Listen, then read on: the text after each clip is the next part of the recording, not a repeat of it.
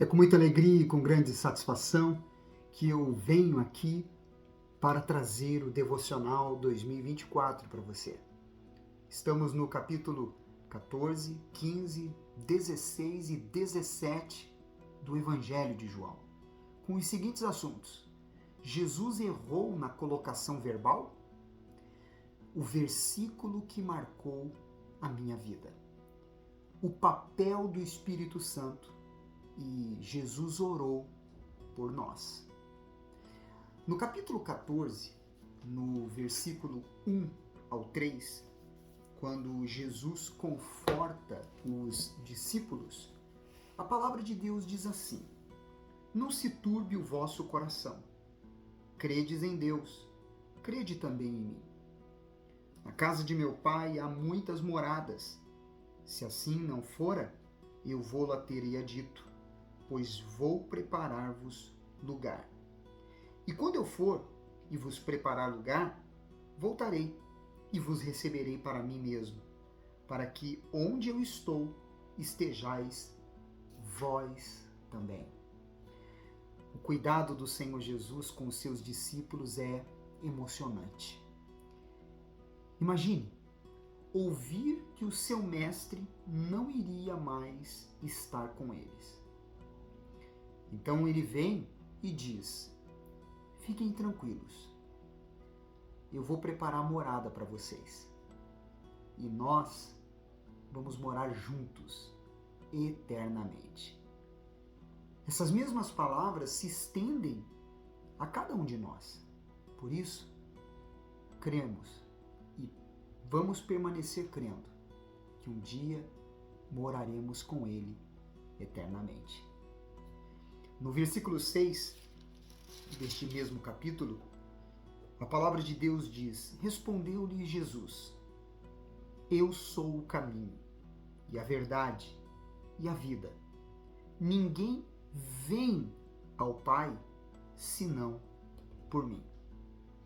Até parece um erro na colocação do verbo ir, utilizado pelo Senhor Jesus. Logicamente, o certo seria ninguém vai ao Pai, mas não há erro algum, pois quem vai a Jesus vai ao Pai. Ele é o caminho para o Pai, a verdade do Pai e a vida do Pai. A existência do Pai, do Filho, como um só Deus em duas pessoas distintas, deixa perplexa a mente humana. É um mistério que não pode ser plenamente explicado pela lógica ou pela razão. Todavia, como a Bíblia ensina a unidade de Deus e a divindade de Cristo, devemos aceitar o fato de que um Deus infinito não pode ser compreendido por seres finitos, como nós. Quando encontrarmos Cristo face a face, é possível que alguns desses mistérios venham a ser mais bem entendidos. No versículo 16 e 17, e também no versículo 26, ele fala sobre o Espírito Santo. A palavra de Deus diz assim: E eu rogarei ao Pai, e ele vos dará outro Consolador, a fim de que esteja para sempre convosco. O Espírito da verdade, que o mundo não pode receber, porque não o vê, nem o conhece. Vós o conheceis, porque ele habita convosco e estará em vós. Aí no versículo 26 ele diz assim: Mas o Consolador, o Espírito Santo, a quem o Pai enviará em meu nome, esse vos ensinará todas as coisas e vos fará lembrar de tudo o que vos tenho dito. Consolador significa alguém chamado para ficar ao lado. Transmite a ideia de um incentivador, como um advogado. Assim como Jesus havia encorajado e auxiliado os seus discípulos, assegurou-lhes que o Espírito Santo também estaria dentro deles, como hoje ele pode estar dentro de nós. Tudo depende de nos rendermos ao Senhor Jesus ou não. No versículo 23 e 24 deste capítulo, respondeu Jesus: se alguém me ama, guardará minha palavra, e meu Pai o amará, e viremos para ele e faremos nele morada. Quem não me ama, não guarda as minhas palavras, e a palavra que estáis ouvindo não é minha, mas do Pai que me enviou. Aqui fica bem claro que o amor de Deus, o amor que Ele quer de nós, não está simplesmente ligado a sentimentos, mas à prática da palavra de Deus. Quem pratica a palavra de Deus ama a Deus. No capítulo 15, no versículo 4, quando o Senhor Jesus ele fala sobre a videira e os ramos, diz: permanecei em mim, e eu permanecerei em vós. Como não pode o ramo produzir fruto de si mesmo, se não permanecer na videira, assim nem vós o podeis dar, se não permanecerdes em mim. É necessário permanecer em Jesus, para que o nosso serviço a Ele seja proveitoso.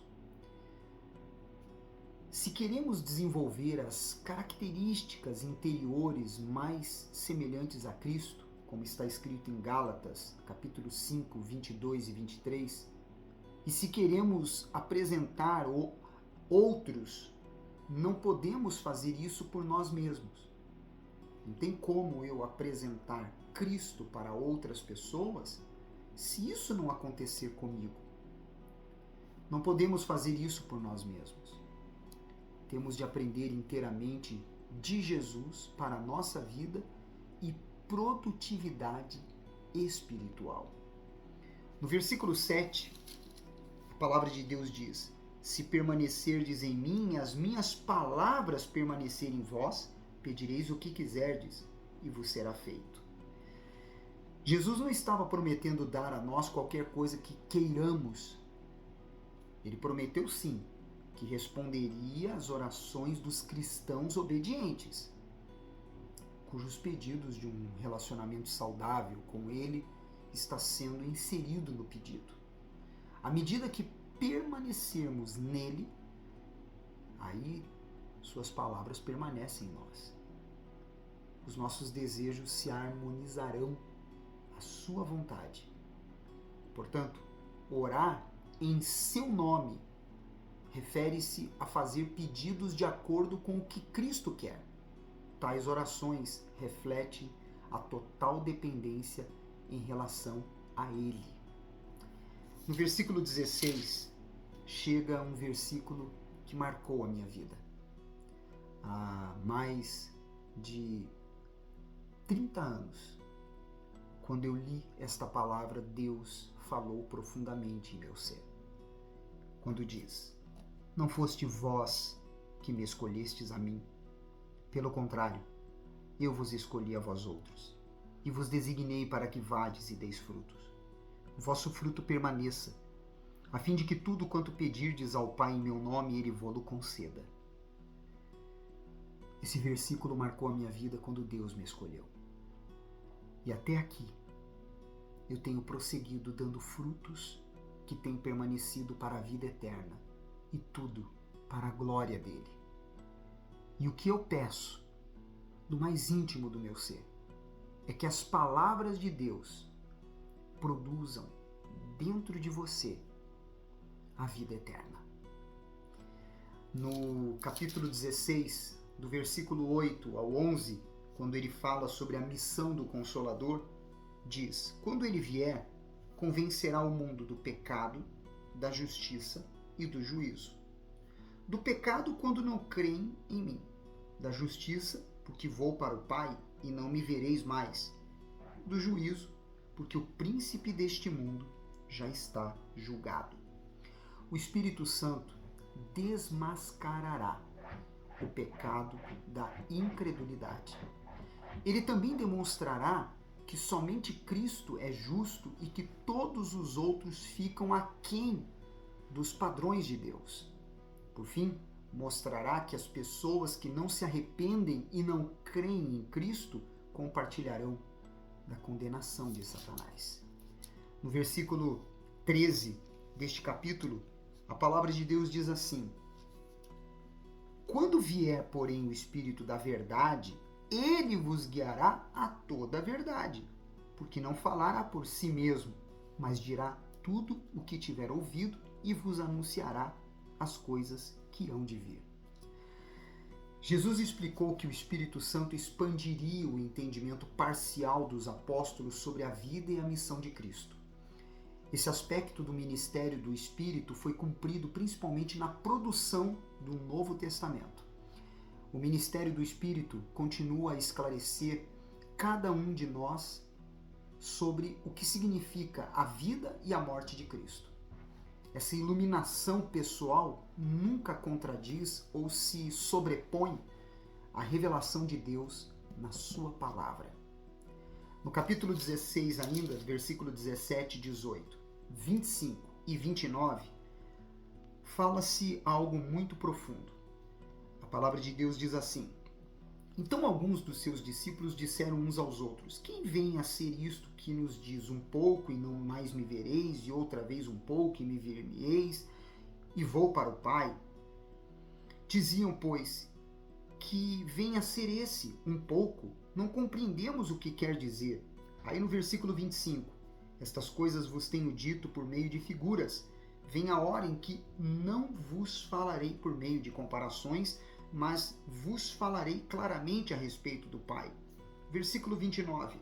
Disseram os seus discípulos: agora é que falas claramente e não empregas nenhuma figura. Jesus não tentou confundir os seus discípulos com essas palavras. Simplesmente não estavam preparados para assimilar a verdade de que Jesus viera ao mundo para morrer, ressurgir dentre os mortos e voltar para o Pai. Jesus explicou na medida da capacidade deles de entender naquele momento. Em breve, após a sua morte e ressurreição, tudo se tornaria mais claro para eles. Isso serve para nós, pois quantas vezes lemos algo na Bíblia ou passamos por uma situação que na hora não entendemos, mas na hora certa entenderemos, pois o Espírito Santo nos revelará. E para terminar, no versículo 15 ao 17 do capítulo 17 diz assim: não peço que os tires do mundo, a oração que Jesus faz, e sim que os guarde do mal. Eles não são do mundo, como também eu não sou. Santifica-os na verdade. A tua palavra é a verdade. Assim como o Senhor Jesus orou pelos seus discípulos, a sua oração também foi por nós. Ele não pede para que sejamos tirados do mundo, porque somos a luz do mundo. Refletimos a luz do nosso Pai Celestial e por isso Ele nos guarda de todo o mal. Estamos no mundo, mas não somos do mundo. Quando Jesus orou para que os discípulos fossem santificados, Ele estava pedindo que eles fossem separados e tornados justos pela palavra de Deus. Sim, em certo sentido, isso já aconteceu. Os cristãos são justificados no momento em que depositam a sua fé em Cristo. Em outro sentido, todavia, eles entram em um processo de santificação, crescendo em obediência e em santidade. Amanhã, vamos encerrar o livro de João, esse evangelho profundo e marcante. Se te ajudou, pegue esse vídeo, compartilhe o máximo que você puder com seus contatos e redes sociais. Deixe o seu like e o seu comentário. Você é especial para Deus. Eu te espero amanhã.